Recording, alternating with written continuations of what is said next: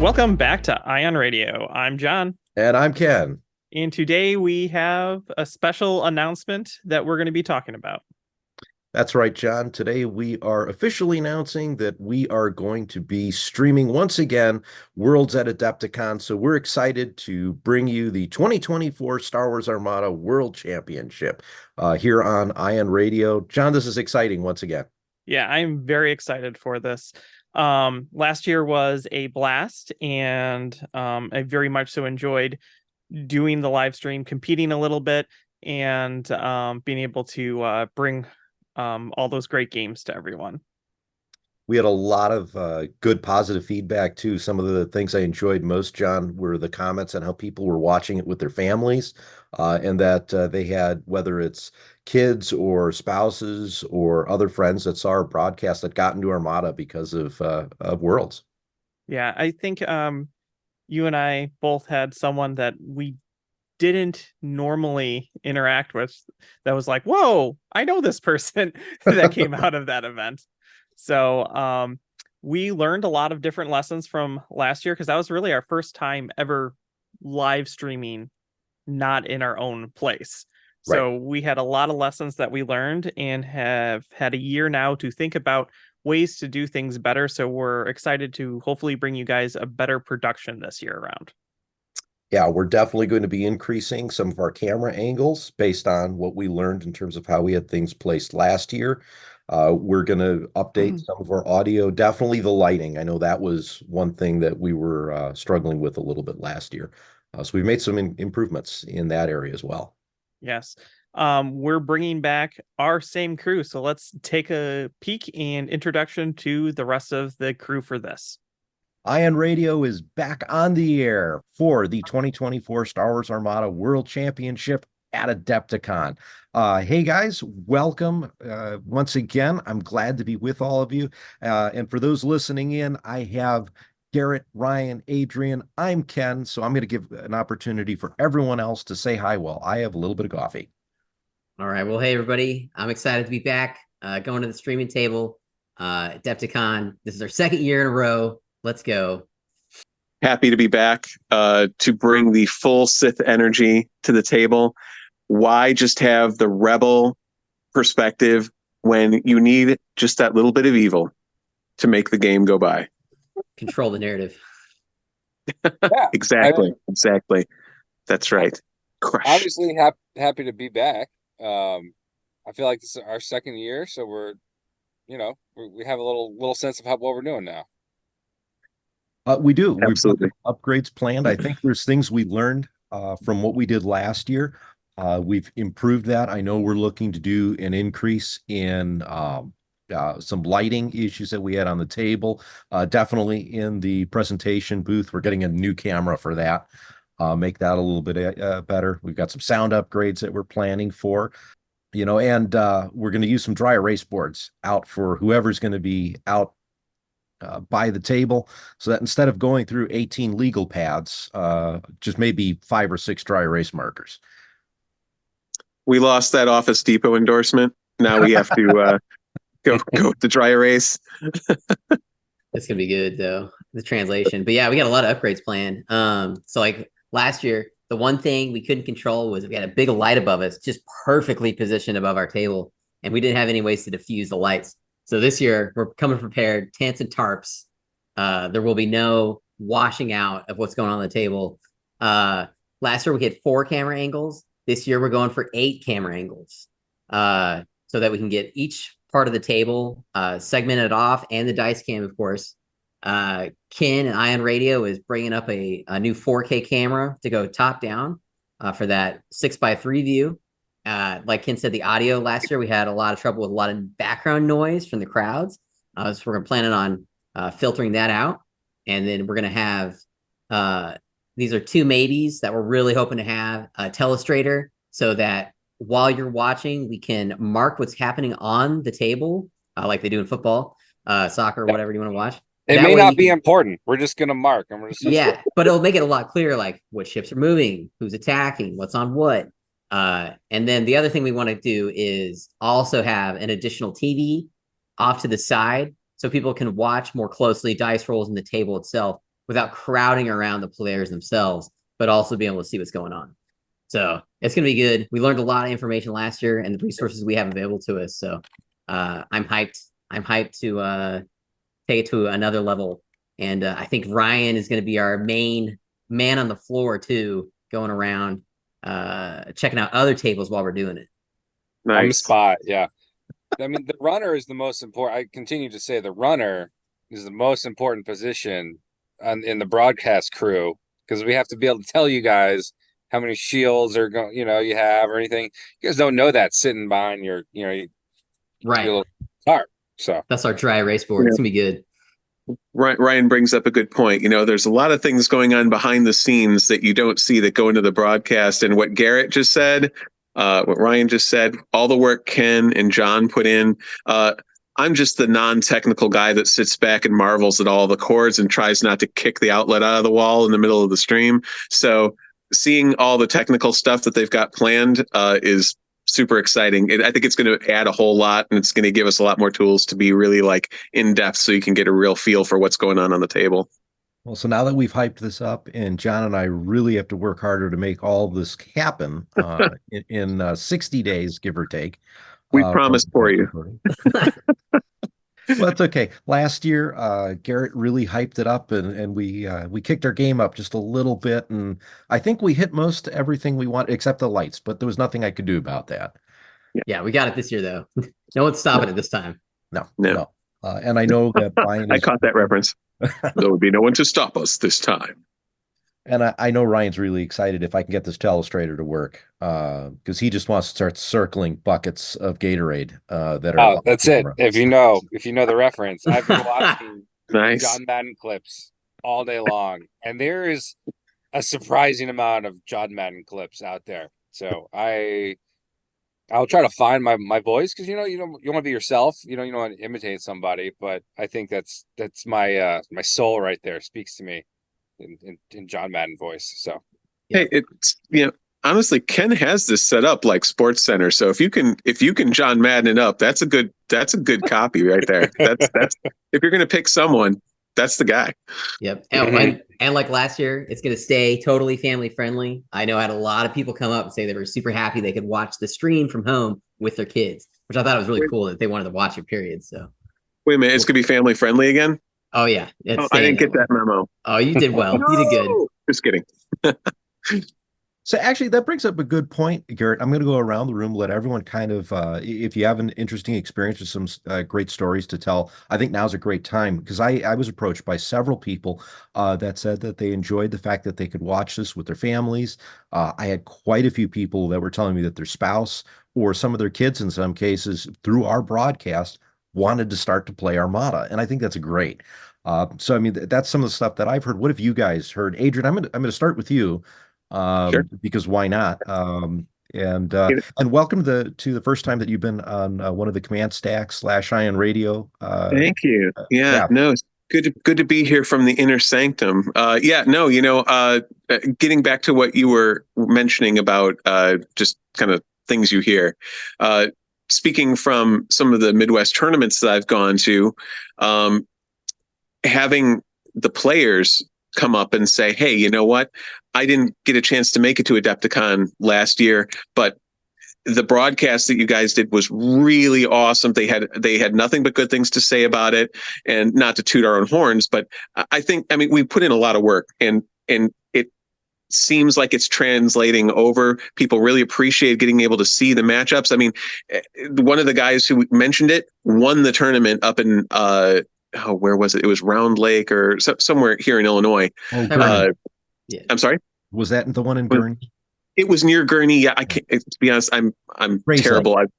Thank you, Great Grace. day. Like, yeah, it's been so many tournaments I went to, but but he ended up winning that one, and so I think he was kind of prepared a little bit from what he saw, and then taking into account the changes that occurred, and I mean, he clearly tooled up a fleet that did really well and got his invite. So that's kind of the scuttlebutt that I've been hearing, is that the folks who are the diehard players really appreciated it as well. So if you're hearing about, people getting into it new, I think it might be appealing broadly, which is great.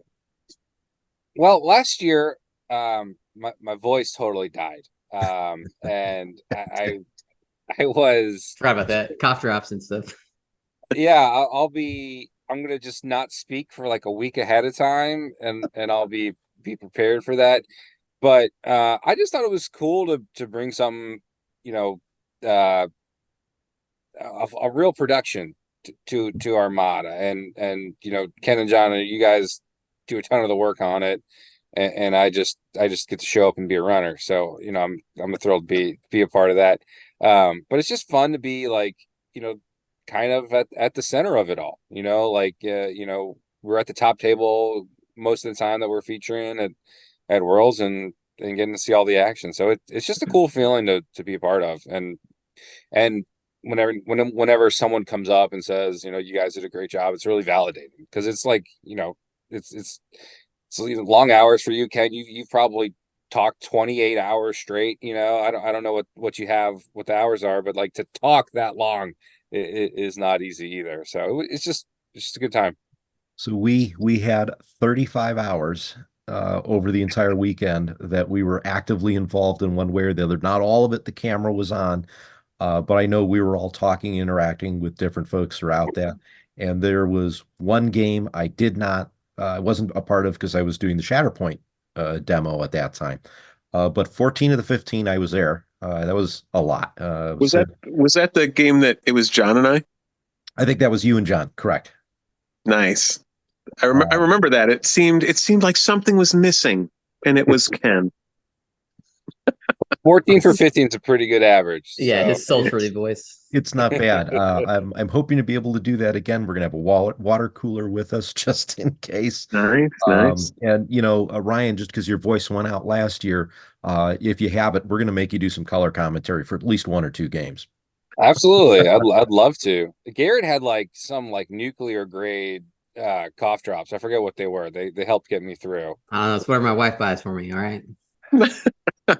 I got nothing.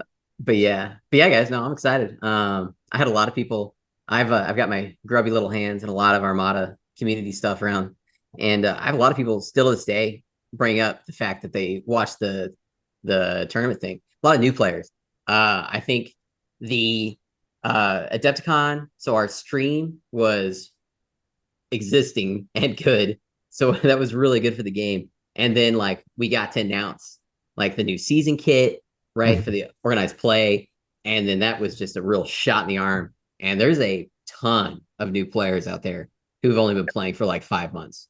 So and it was directly because our Armada Worlds was a success, and because it was a success, AMG was like, all right, this community is committed to this game, and we made it, the community as itself made it possible for us to keep going, which is, important. So, yeah, now I'm excited for us to do it again. And there's like, Worlds is going to be bigger. I think we have 128 tickets, right?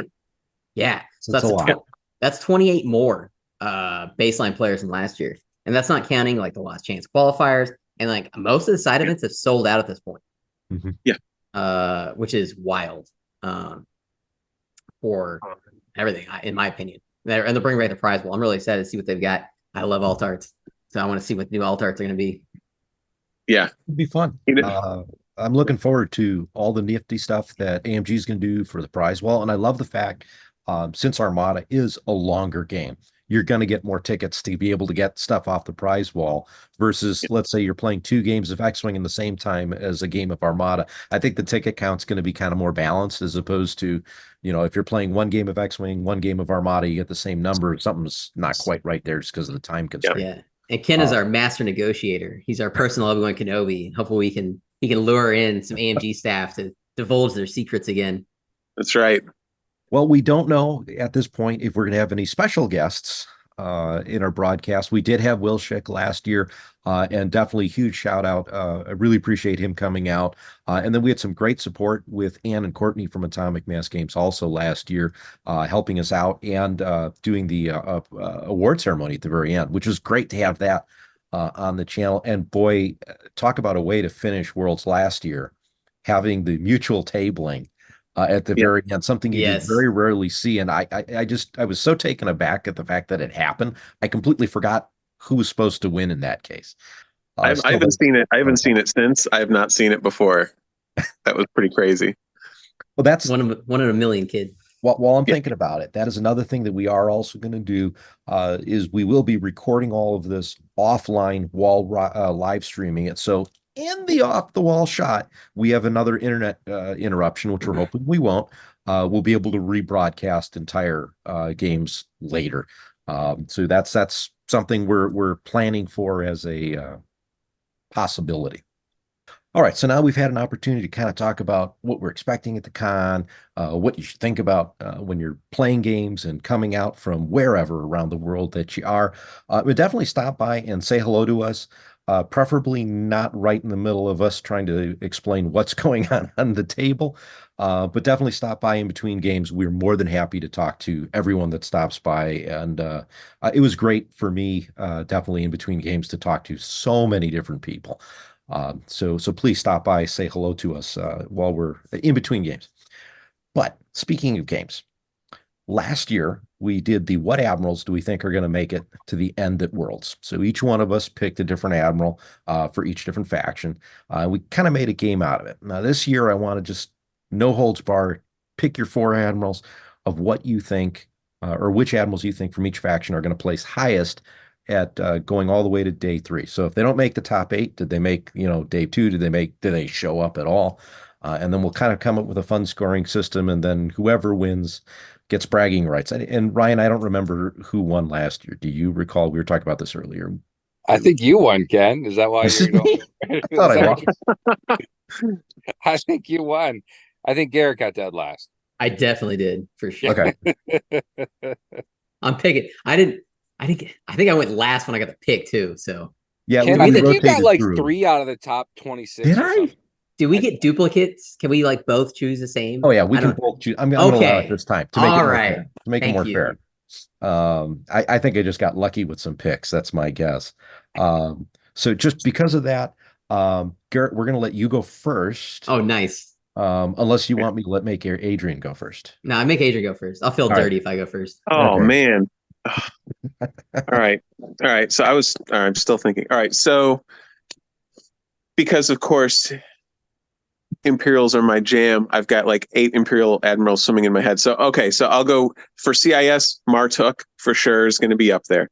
For Republic, Luminara. Yeah, absolutely. Rebels. I'll go Kraken because I think what Ryan said is really I got wrecked by a Kraken fleet, lots of CR90 Kraken fleet, and it was crazy. So I'll go Kraken, and then for Imperials, man, they're going to be a few, but A lot of good ones. so many good ones. But for the top, I think I got to say Ramadi, even with the point change. Yep. Still good. All Like it. All right, who wants to go next? right, I'll go next. right. So Rebels, I'm gonna say Agate. All right, she's not going anywhere. She's gonna be Right. there throwing brace tokens. I'm for Republic, Luminara. I agree. I think she's going to the top. Day 3, top 8. And then for the CIS, I'm gonna say General Grievous. General Grievous was on a roll last year. That guy who's playing him, the 2 CIS fleets, Mhm. I think it was like a deployment error against, or an objective error against an Akbar fleet that did him in. Grievous did well. And then I'm gonna say for Empire, my boy Jared Gerard. Always good. You think we're going to see a lot of Loomies? Like, I think you're gonna see Luminara, Bale, and Yularen. Those and three. you think, yeah. And I think she's gonna do well. Listen, that Luminara EST Pelta tank stuff. It's hard to get by. It's tanky. It's hard to. I mean, Yeah. there's some fleets who literally cannot damage it. Like it's impossible to put damage Right. through. Unless you've got a Star Destroyer front arc crazy or Starhawk craziness, they're going to be able to repair what you do. And because even then, like they could spend half the game trying to destroy one Pelton. Correct. Yeah. All right, I'll go. Rebels. I think Riken. Riken's big in Europe. He's still good. Worlds is very much a squad. Squad game's important. He helps you win the squad game more than any other admiral. Imperial. I gotta take Sloan just from a numbers standpoint. I think just a lot of Imperial. She might be the most taken Imperial admiral. I'd bet. Then for Republic, I think Yularen. I one or two people will take Yularen and they'll do well. And then CIS, I actually think TF. I just believe he's the best one. And he was really hot like when he first came out, and then he kind of cooled down. And I think maybe because of the change in the meta, we might see him come back with a vengeance. In a meta where like there's probably not going to be a ton of double onagers or something. Yeah, I think TF can shine because it's like he can punish you harder at red range than Marto can. Yeah. No, I'm going to agree. I think that's a good pick. Actually, TF was one of my top 2 thoughts on this, but I'm going to go with Count Dooku. I think you're going to see CIS try to come in, bid for second, and make you pay for it. So I'm thinking we're going to see some Count Dooku fleets for CIS. For the Republic, I was thinking it's going to either be Yularen or Bale, and I'm leaning on Yularen for kind of the same reason you are, Ryan. I think you're going to have a couple people that are going to come in. Republic is very heavy with it and strong with its squadron play. And if you throw a couple ARC 170s, you have Yularen on there. They stay on the board one more turn. They get one more shot. They're that much more devastating. And if you could help out an Anakin or an Ahsoka or some kind of combo of the two, it's going to be hard to take them down. I think we're going to see Yularen do well. Yularen Pelton. It's that or Bale is my guess. For Rebels, I can't believe I'm not going to say Kraken, but I'm going to say Akbar. Because I agree with you, Ryan. We're going to see TRC 90s. We're going to see a lot of them. Yeah. How well they do, don't know, but you're going to have 1 or 2 players that are going to be able to leverage them remarkably well. I'm thinking Black Admiral has a good TRC 90 fleet, doesn't he? Yeah, he flew Riken last year though. Yeah. So. Did he fly Riken? I thought he flew. You're right, he did fly Riken. But I mean, Akbar got top 8. Yeah. Last year. So this is a different meta. Like it is. So top 8 last year was I think Kraken, Riken, and Akbar. For the 3 Rebel Admirals. So they're all good. Yeah. They're all and a lot of people fly them. And for Imperials, I'm going to actually go with Thrawn. Again? I'm going to go Thrawn again. Okay. And here's my reasoning for it. I think if the point changes didn't occur, I would have picked Sloan. I think with the shift in the meta, we're not going to see as many onagers out on the table. I think there's going to be more room for Thrawn with using a Vader, Merrick, Jendon combo. Again, going back to the heavy aces. And I think you take a little bit more advantage of that with the smart Thrawn build. Now, watch me go last in our little playful competition this year. But I could be wrong. I did well last year. Sheer luck.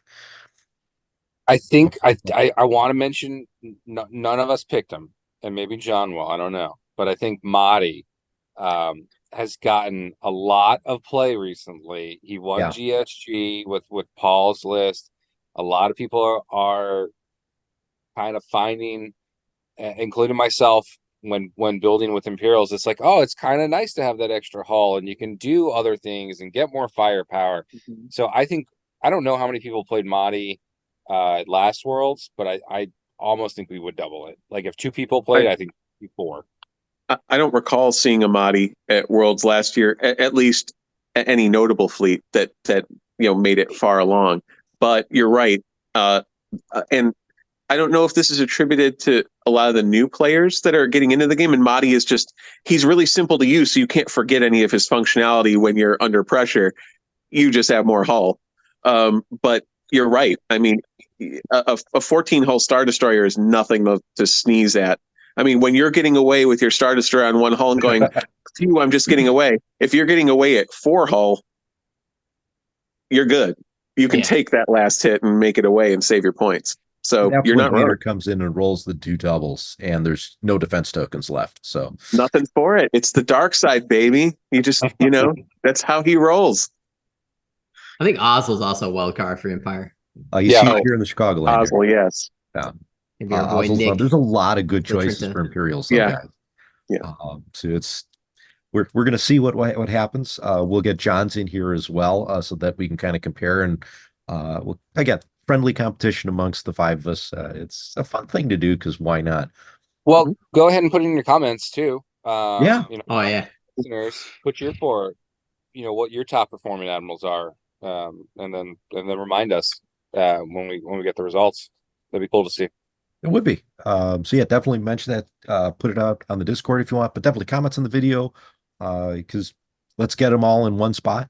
We'll have some fun with it. We'll talk about, it'll be the one person who puts up something completely weird and crazy that winds up, here's the 4 that made the top 4 spots or something, So John, what kind of admirals do you think that you're going to see, or we're going to see rather, at Worlds? Because we've already heard what everyone else is thinking.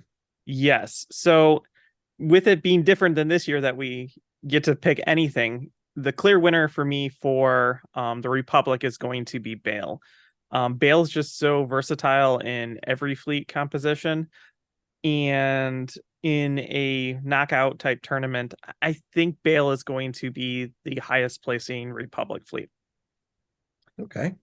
For the Empire, it's still going to be Ozzel. I think Ozzel's very versatile right now in almost all of the fleets except for Super Star Destroyers. But Super Star Destroyers historically don't do well in like 3-day tournaments. But we've seen some outliers so far this year in like LVO, and a lot of the store championships have been won by a Super. So it's going to be Ozzel or a different commander on a Super Star Destroyer. That's kind of my pick for that.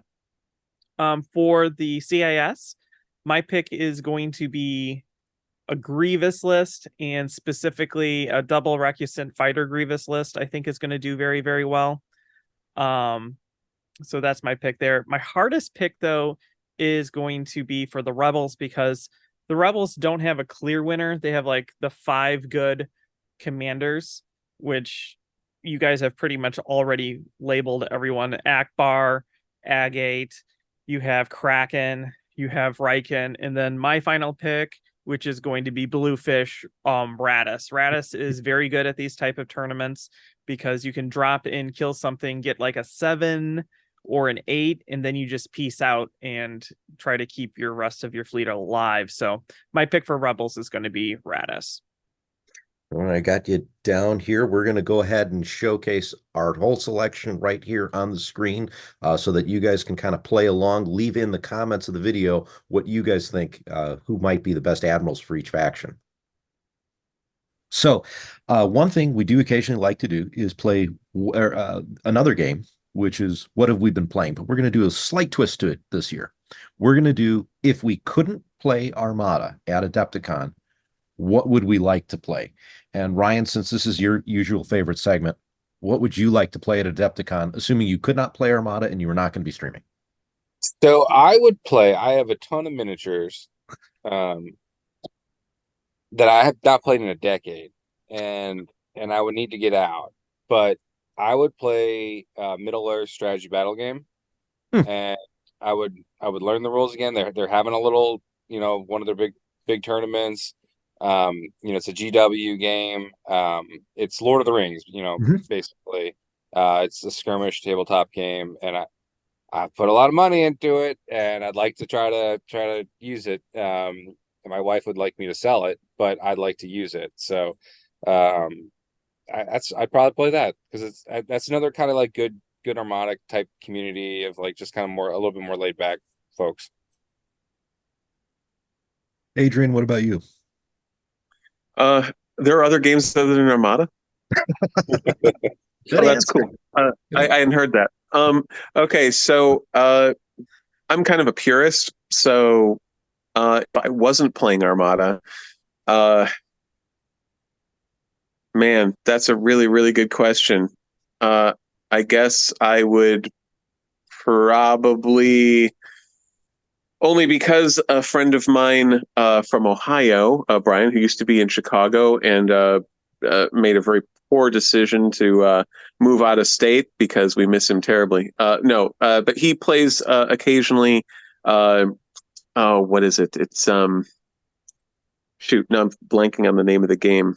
They have their own miniature line. It's like is it Infinity? Yeah, Infinity. Yeah, probably try that because the miniatures are really kind of anime sci-fi looking, and the paint jobs on them are really great for the folks who paint their armies. So I've seen a couple games played and it looks kind of interesting. So I might give that a go. Maybe if I could get a Star Destroyer in there somewhere. Garrett, what about you? I guess if you tore him out of my cold dead hands. I have a bunch of money invested in Legion, so I guess I should try and play it. It's just like not ships though, so I'm like, oh, I could just play Star Wars Armada. That seems instead, kind of but yeah. cheaty, but Garrett, now that you say that, I'll join you on Legion too because that is Star Wars related. Yeah, like I don't know. Yeah. I like the IP. I'm a real fanboy, I guess. So You have I a don't whole know. box, Garrett, that is yet to be painted. That's just Yeah. sitting there looking at Yeah, you. like a literal box. Like I put it all in a box. It's amazing. I may have a cabinet, but I couple. like the Marvel Crisis Protocol game. Like Mhm. I like the look of it. I've never played it or anything, but the miniatures look really cool. MCP is a cool game to play. I've played it a handful of times. I've got a couple sets of it. It's a fun game. I enjoy it. Um, I think they may have now the miniatures for it that are coming out. I don't recognize. Like I'm a pretty big comic book person, and they're starting to get to the real lower level comic book superheroes. so if I had to choose, and I got a lot to choose from, I'm going to cheat and I'm going to pick two. I would love to be able to get involved in a big Twilight Imperium game because that is one of my all-time favorite games that I do not get to play very often at all because it only shines when you have 8 players. And it tells a story. It's great. It's 6 hours long, and at the end of it, you're talking about it for days. I just love it. We're like,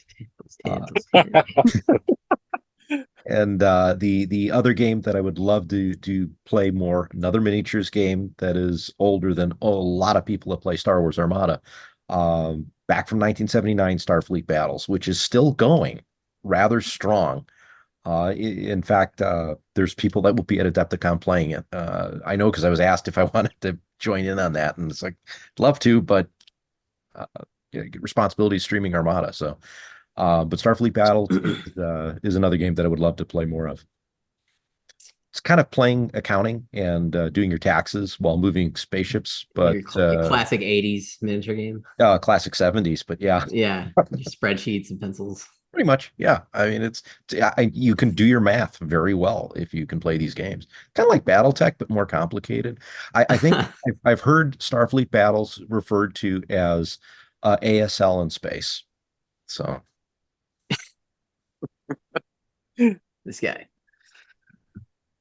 Well, I feel like I've played this game. I feel like maybe in the 90s, but I'm looking at the spreadsheets and they're not familiar or whatever you guys use to keep track, and so maybe I played the dumbed down version of this. I don't know.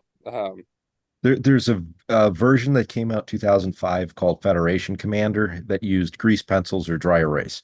Basically the same game, but really dumbed down. You could actually play a fleet battle in an hour, or a ship on ship battle in an hour instead of 4. Wow. Yeah. All right, guys. So once again, thank you so much for joining me today. We're going to get John's opinions in here through post-production. It'll be a ton of fun. Again, new job. He's got a lot that he's doing, and he couldn't join us tonight.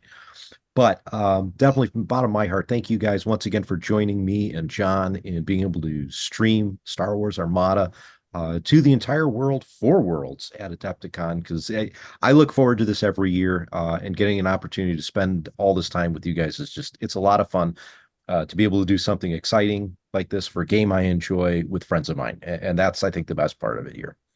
Well said. Mutual feeling. Definitely. Yes, definitely. See you guys in Chicago. Yep. Definitely All right. coming That's up. right. Only a All right, couple short everyone. months. So until we see you guys soon, this is the end of our Road to Adepticon coverage, covering the streaming team for your 2024 Star Wars Armada World Championship Tournament at AdeptiCon. I will get better at saying that come time to live stream. But along with me is Garrett, Adrian, Ryan. I'm Ken, and we'll see you in Chicago. So, John, another question that I asked everyone else in our team is, if Star Wars Armada didn't exist and if we were not streaming, what would you be playing at AdeptiCon? There's 3 things that I would check out at AdeptiCon, and I would still like to check out at AdeptiCon this year if I had time. The first would be, I would love to get a demo game of Into Darkness, which is the new WizKids Star Trek game. I've always been a huge Star Trek fan, so I think that would be fun to check out. Secondly, I don't know if they're going to be ready to demo, but Mantic Games has announced that they're going to be doing a Halo game. They got the Halo license, so it's supposed... I don't know. There's not much information, so I'd love to find more information out and see how it plays, because they're talking about how it's going to be like a multiplayer experience. So it's either going to be like a firefight, you versus other people, or it's going to be like you Spartan and you die and you respawn like the game. So I'm curious about that, but I'm not sure it's going to be there. But regardless of either of those things, if you found me at Adepticon and I wasn't around Armada, I would probably be by Battletech playing a grinder game. Those grinders are a lot of fun, and you go through a lot of mechs. So I've never been able to have a chance to play it at a convention. A couple months back, I had a bunch of friends over and Ken was there, and we played a grinder for like, what was that, 8 hours probably? Something like that. 8 hours in my basement, and I had like 120 mechs that we could go through, and it was a blast. So playing at a convention, I think, would be a lot of fun too. All right, John, so I think we're getting close to the end here of our initial Road to Adepticon coverage. What are you looking forward to in terms of what we're going to be doing here at Adepticon this year? I'm excited again to work with our crew that we had last time. Adrian, Garrett, and Ryan are a great addition to us for this type of live streaming. No, definitely. I'm going to 100% agree. I had a great time with all of them last year. And I think one of the best parts about this, John, and I'm including you in this as well, is that it's a lot of fun to be able to have a fun job with all of your friends. Yes, it is. And we all have fun. And we really hope everyone watching us can share that enjoyment and just see how much the bonds of friendship that we have. We hope that comes across really well in our broadcasts. Yeah. So some good news and some bad news. We'll start with some bad news. Sadly, I won't be there for the last chance qualifier because I just started a new job and I don't have any time off yet. But I will be there for Worlds Actual, so day 1, 2, and 3. Now, some good news is we're trying to line up some special guests to come on to the live stream with us. So we'll be announcing that as time gets closer. So we're both very excited to be heading up the live streaming for Worlds this year, and we hope to see you guys there. So please stop by, not during the games, but in between the games, to say hi to me, John, Adrian, Ryan, and Garrett. And then, of course, we look forward to seeing all of you live at the 2024 Star Wars Armada World Championship at Adepticon. So long, everyone.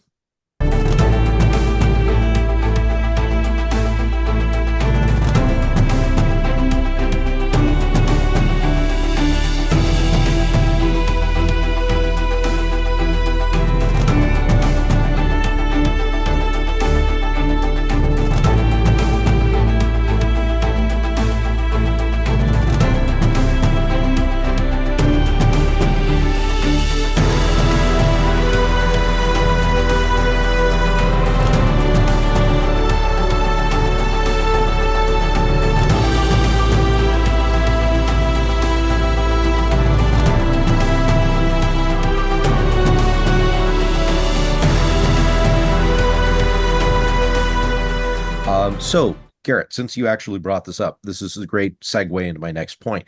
You mentioned that there's a lot of new players that have gotten into Armada, especially since last Worlds. And we know that there's a ton of store championship kits that have just gotten out. Adrian, you said that you had gone to a whole bunch of them in the Midwest here. Yes. It's a lot of smaller stores and a lot of new people that otherwise would not have been in Worlds. So what are you guys hoping to see or expecting to see in terms of players, in terms of ships, in terms of commanders? What do you think Worlds is going to look like? Oh man. Well, if I start, I mean, it's going to be big variety. There's a lot of big names coming back, right? A lot of the big people from Europe are coming. And then we still have all the professionals in the United States. So I think the new players are going to get a taste of what it's like to play somebody who's been playing for 7 years. Because they got tickets, but if you're at a store championship in, a smaller town, and you get a ticket, you're going to face a surprising caliber of player at Worlds. But it's going to be a really good time. You're going to learn a lot. But I think we're going to see, if I had to guess, it's going to be like 40% Empire, 30% Rebel, and then a split 15 Republic CIS, or even less CIS. I don't know. That's my breakdown. Garrett and we were at a store championship this weekend, and there were 20 people, and 13 of them were Imperial. So yes. Yeah. No. And I was the only Republic player. I was testing Anakin. I was not impressed.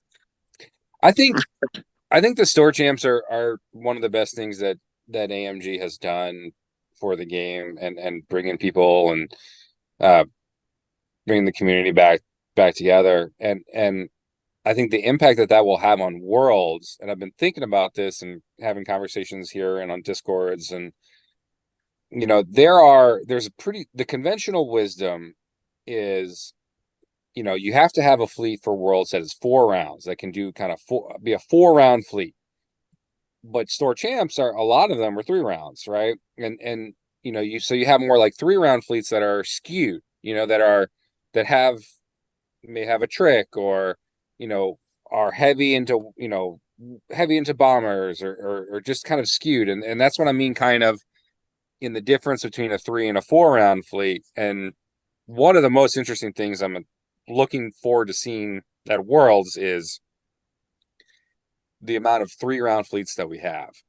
Because those are interesting. Those are generally the more interesting fleets, I think. The ones that kind of lean into the skew. And I think a lot of people got their tickets on skew fleets, 3-round fleets. And I think a lot of them are going to take what they won with. And I'm excited to see what that is.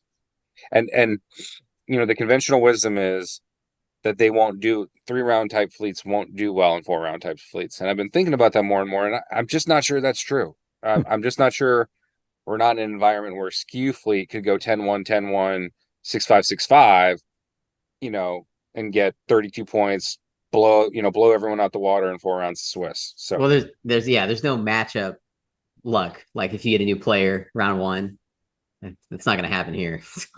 No, everyone knows the game. Right? This isn't like past Worlds. You'd have a lot of X-wing players who would come, and because they were held on different days, and so you'd get some newer players. But it's not going to be the case. Everyone's playing at the same time.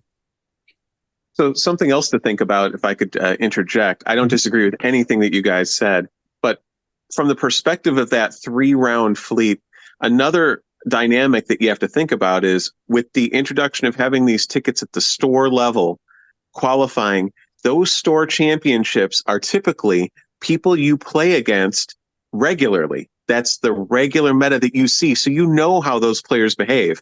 I think that one dynamic is going to be that you're going to have these fleets that how to play against the known quantity. Facing now with a field of 120 plus players, you're going to likely be facing an unknown quantity with your fleet. So I think that breathes a little bit of life into the strategy you have. You're going to have someone who doesn't know how you play at all. And also you're going to be facing a player that you have no clue what they're going to do to you. So I think that's going to be a new challenge for some of these fleets that you've probably been playing for months in preparation for AdeptiCon. So I'm really interested to see how some of these fleets do chalk up in that way too. I'm looking forward to on day one is to Yep. hopefully we'll get 2 or 3 really good rounds where we see 2 radically unique fleets with prepared for 2 completely different types of meta that are almost diametrically opposite. And I think that's going to be a fascinating game to watch. Oh, you know what else I'm really excited for? The picking. So like the people who make it to the last chance qualifier, and then we get to like root for them as they go through day one and day two. Because last year it was really exciting watching. I think it was Collins and Damon Santos and Outrider, I think his name is. And Colin won LCQ, correct? Yeah, Damon and him both got through LCQ. Colin won it. Didn't he make it to like 9th place or 10th place on Yeah. day? Yeah, 10th. Yeah, he almost made it into day 3. That's a lot. I don't know how his brain didn't melt. I mean, that many days of Armada, that's a lot. And he switched to a really complicated fleet, his Blue Beam Rebel fleet, which is not easy to fly. Right. He took the simple fleet, which was his cog fleet. Yeah. At LCQ and went with the more complicated fleet for Worlds. Yeah. I don't know. So I'm excited for that. Everybody loves an underdog story. Right. It's also interesting, like a lot of people, maybe like around half the field, got their tickets before the Anakin nerf. True. With Anakin. Oh yeah, that's true. And so what they're going to be flying is going to be completely different. And so, if there wasn't a nerf, you could say the most popular Admiral at Worlds was definitely going to be Anakin. Absolutely. 100%. Yeah. Anakin and Ramadi. Yeah. Yep. Now that those changes have occurred, I think you're still going to see a few Ramadi. I've seen some MSU fleets out there that are Ramadi strong and really good. That'll be the death of 1,000 cuts kind of thing. But I'm really interested to see how prevalent he is and how people are going to make those fleets work with the point changes. It's going to be good. It's good to see. So there's some interesting, again, we're segueing right into my next pointer, which is great. I love working with you guys. It's like we know what everyone's thinking. What are we expecting in terms of admirals and maybe even a ship or two coming into Worlds? Maybe not necessarily for LCQ, but for the main 3-day tournament. What do you guys think? I'll go first. Yes. I think even though Onagers got nerfed, I think we're going to see a lot of what I call super Onagers, which are fully upgraded with price, maybe Varnillion or Sensor Team or Veteran Gunners, just 3 dice control, kind of with the 2 weapon team slots. I think we'll only see one of them in a fleet, but I think it's going to be to the max so that if you get, in black dice range, you're nuking something. I think we're going to see a lot of that. I'm going to say we're going to see a lot more Republic this year because people have been playing a lot more of them. You're going to see a lot of Deltakin balls. And I think Luminara is going to be much more popular this year than it was last year. I think Bale is still going to be top tier. But I think Luminara and Bale and maybe Yularen are going to be really pushing the field for the Republic. I want to hear one of you guys talk about CIS because I don't know what they're going to do. They've been so what's it called, low on stats on like as far as participation goes. So they're still good. Like I got absolutely hammered by a CS fleet this weekend. Garrett, I couldn't agree more. I mean, you're the Republic expert, as we have established last year. But I think we're going to see a lot of Tranquility Pelta projection experts. It's the tanky combination that's just no matter what damage you do, the ship's going to be around. I think Luminara, 100%. I've seen a lot of really effective Luminara fleets out there. And that's the counter to Sloan, right? And Sloan is kind of making a comeback with the Empire. It's going to be, I think, a lot of Sloan, a lot of Luminara. I mean, Ramadi, you'll find a way in some fleets to make him work. So I know we're going to see Ramadi for sure. Yeah, I have seen some people experimenting with some of the other admirals. I mean, being that I'm kind of the Imperial junkie, I've seen some other Imperial admirals that people are trying. I've seen some Palpatine. I've seen some. I even saw a Constantine fleet with all the black dice going out there. I of course would love to see some Vader in there, just because OG baby, the OG Vader just takes all the dice control action and makes it work. But with Governor Price now, going with what Ryan said, a kitted out Onager with Governor Price is really viable. But something that I think that we're going to see a lot of, and I've seen a lot of it, this Imperial side at least, squad ball with really effective chonky aces with a couple of non-heavy specialists like Saber or even Tempest in there, maybe even some Phantoms, just to kind of get the activation padding in there. And if you get a few rogues in there with some non-rogues, that's a wild card you have to deal with aside from the ships that can get around, can do some damage. As far as CIS, I mean, to be honest, the only real CIS fleets that I've seen run are Martuk, and there's a reason.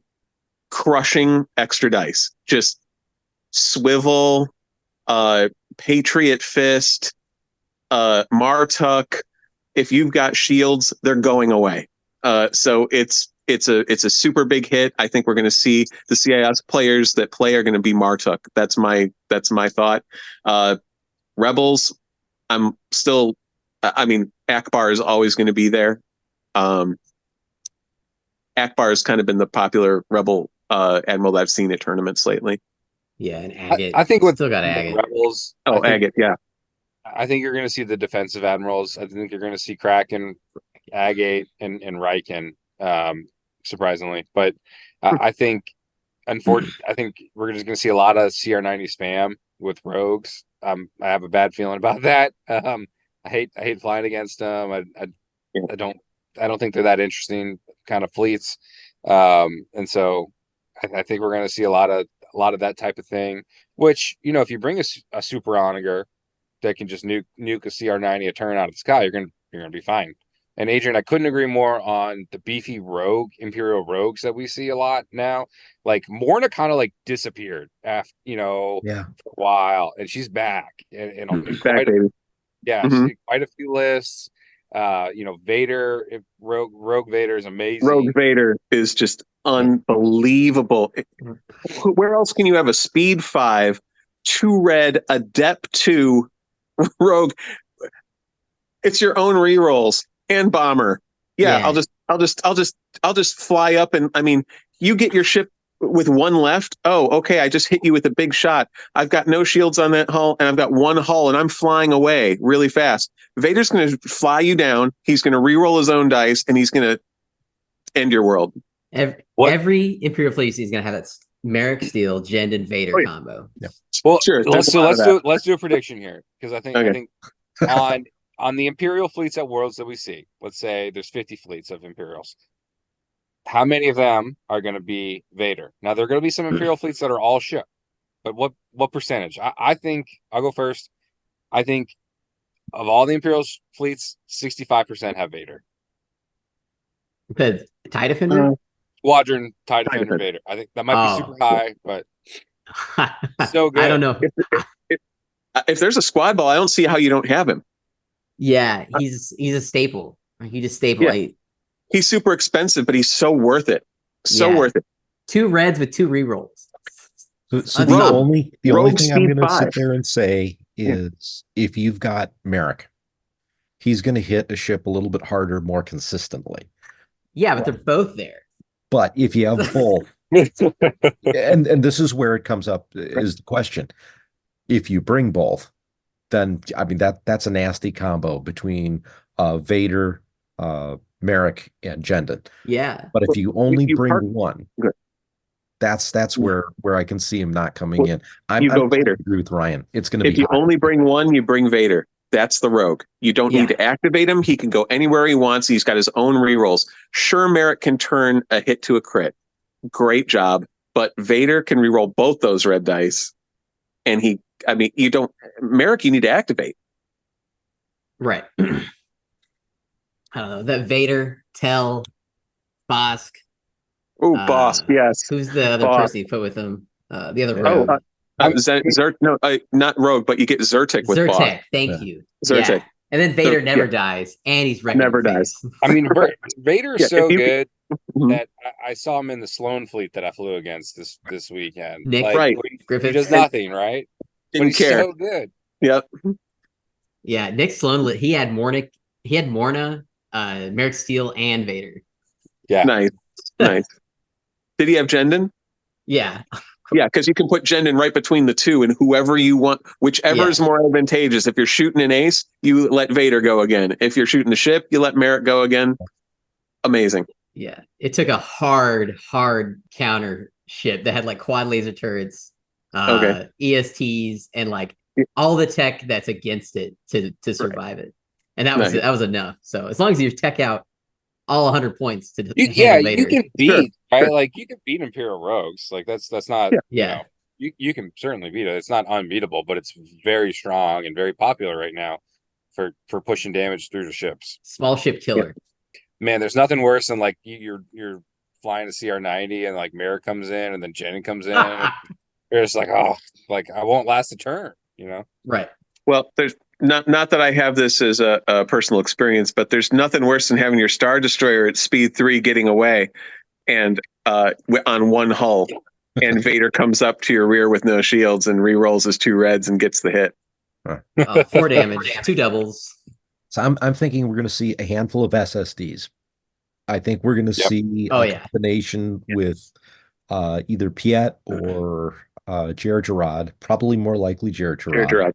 I think we'll see some with take evasive action so that you can really get these SSDs to move. I mean, we're talking Tokyo drifts across the board, and you're within range on round 2, ready to destroy whatever comes close by.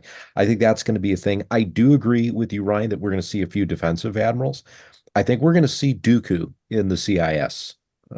Factions in terms of the groups coming out, because I think raid can be a useful thing to knock people out when you get it ahead of time, because now you have to take care of that and it delays everything by about a turn. And there's enough raid stuff that goes on. It's not, you can get around it, but it's a little trickier to deal with. And raid is a lot more, in my experience, it's more hurtful to rebels and Imperials than to CIS and the Republic, because you're looking more to use the tokens for other things as opposed to commands. So you can kind of easier get around that with Clone Wars factions. And I do think we're going to see Kraken and Riken and Akbar come back. And then I'm agreeing with pretty much everything that's being said about the Imperials. Gar, yeah, it's going to be Luminara. We'll see a few people try out Anakin with the C-70s and Peltas. Yeah, well, what's his name? Honeycutt's triple victory Venator list. I'm pretty sure he's probably going to bring that, because that's like his that's a lot of favorite meat. bread and butter now. All those 4 spats. Oh my gosh, it's gross. No upgrade cards. Just spats. He's coming for it. with just a 4 wall of spats, fire. how can you not do well, right? Yeah. And Tarkin. So yeah. Well, and he can like plug and play like Luminar into it, Anakin into it, Tarkin into it. Like all of them work. So yeah. So since this is a con, what are a couple things we'll take a step away from Armada for a second, just a second. What are important things we should tell everyone that's listening in, what you should think about in terms of preparing, coming to a con or while you're there? Clearly, the most important one is make sure you're sleeping, that you get your time to sleep, and then you've got some water with you. Garrett, you had jugs of water ready to go the entire time. So I'm always hydrated. That's definitely key. But what do you guys think are other important things to be thinking about at the con, and definitely while playing Star Wars Armada, if you're playing in any of the events, whether it's the World's Championship or if you're playing in one of the side tournaments? My go-to is Excedrin. I need Excedrin in my brain. Yes. I have like I have like a little baggie of like 20 of them, and I swear to God, it's just Excedrin, and that's all it is. And I need it for every tournament just to get know where all the Starbucks and coffee locations are. because caffeine is a must.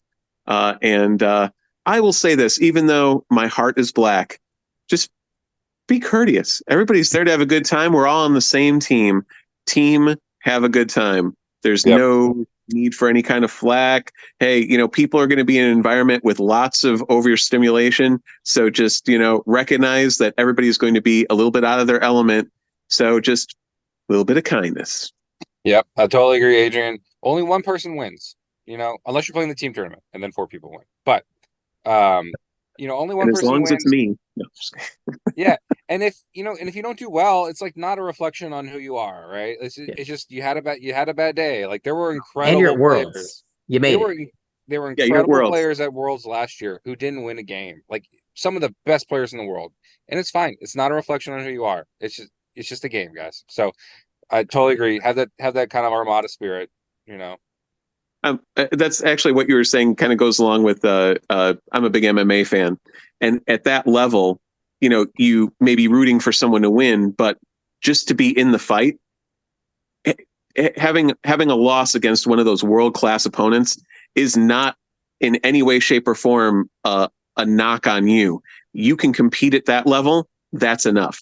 And these guys if I leave some meta out, forgive me, but the guys from Poland and England and France and Germany and Australia and all these guys that travel all over the world, just Canada, just coming in to play the same game that you are with their own unique perspectives on it, and all amazing players. You're going to learn so much, even in a loss. And it's just cool to hang out. Just cool to hang out with everybody. I'm gonna go back to this med situation, right, everybody? Oh. Allergy meds, okay? Bring them. Bring them. You're not from this area, okay? It's the Ohio Valley, baby. It's gonna slap you in the face. It's Chicago. It's not Well, it's like Chi-town, close, baby. right? I got there, I had allergies abnormally bad. I'm telling you, bring your Allertech, whatever you want to bring. Kleenexes, all right? But then game stuff, like triple check your stuff before you leave because you're out of state. Yeah. So like quadruple check, just keep checking. But yeah, other than that, it's great. If you don't have a hotel, you need to stop whatever you're doing right now and get a hotel. Yeah. But on the bright side, there's a lot of good parking at Schaumburg, Mhm. the convention center. So that's a plus. And for So the there's- Armada folks, we're going to be there early enough. I think the schedule says 8 to 8. 4 rounds. It's going to take most of that. Last year, I think we started at 8:30, 9 o'clock in the morning. I forget when, but the parking lot, you still had spots to park at that point. So as long as you're there on time, you should be fine for Armada first thing in the morning. If you leave for lunch, You're parking somewhere else. Parking lot, you will likely not have a spot when you come back. Yeah. Or you'll just have to drive around park behind the building. Yeah. It's gone. There will be a Keurig in our booth, Adrian, so you and I will be properly caffeinated the entire time. Oh, You just fantastic. made my day. I love that. Nice. I'll bring the pots. I've heard this might be a myth. I'm not, a medical professional or anything, so maybe we need John for this, but I've heard the myth of like compression socks. Like people at long cons, you should wear compression socks and like tennis shoes. Kind of like gives you a little competitive advantage. And I don't know. I guess if you're prone to swelling, but yeah, it does help with circulation. Yeah. I was gonna say, if you haven't got your badge yet, pick the mailing option. Oh my god, yeah. Pick it. It's $12. I don't know. Give up something for the $12 for a week or whatever it is. Because you do not want to stand that line. That line you'll never get that hour back. Yeah, hour, more like 2 or 3. Yeah. No, budget for food. $12 to get that's good.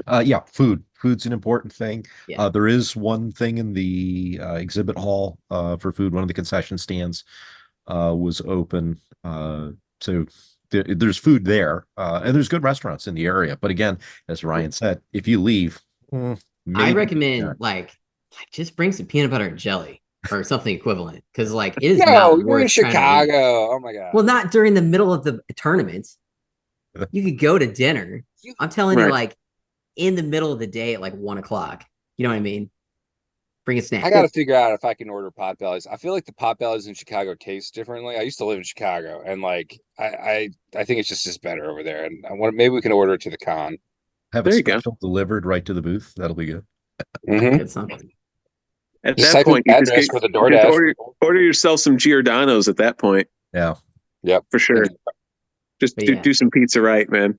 But yeah, no, if you have some type of, like Garrett said, hydration during the games, and then some of those like those energy bars that you can get at like a Cabela's or an outdoor place, those what Garrett, not Klondike, but Cliff there's bars.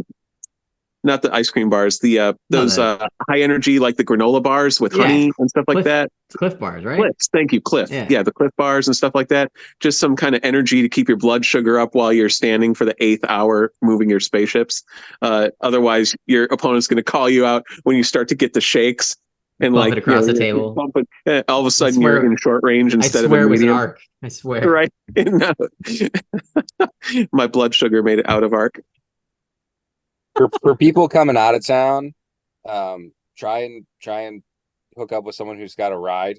I think someone, if you're not bringing your car, obviously, or renting a car, it just makes logistics so much easier just to have a car. Very car friendly. There's restaurants, hotels, anywhere if you have a car. But if you don't, try to meet up with someone, touch base with someone, see if you can get a ride. Yeah, isn't there a shuttle service from Woodfield Mall over to the convention center?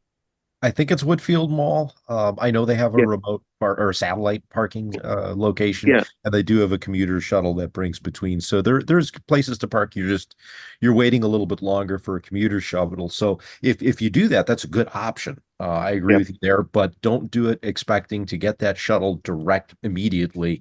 Right. And that's your game. Give yourself plenty of time to do that.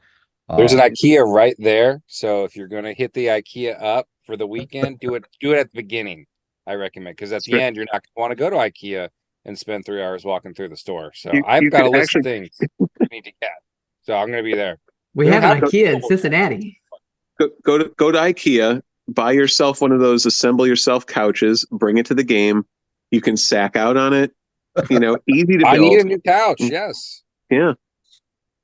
Yeah. I don't know what we're doing here with chairs in the booth. Hey, Ryan, if you want a couch, I may have one that you can take home with you. So, you got to come pick it up.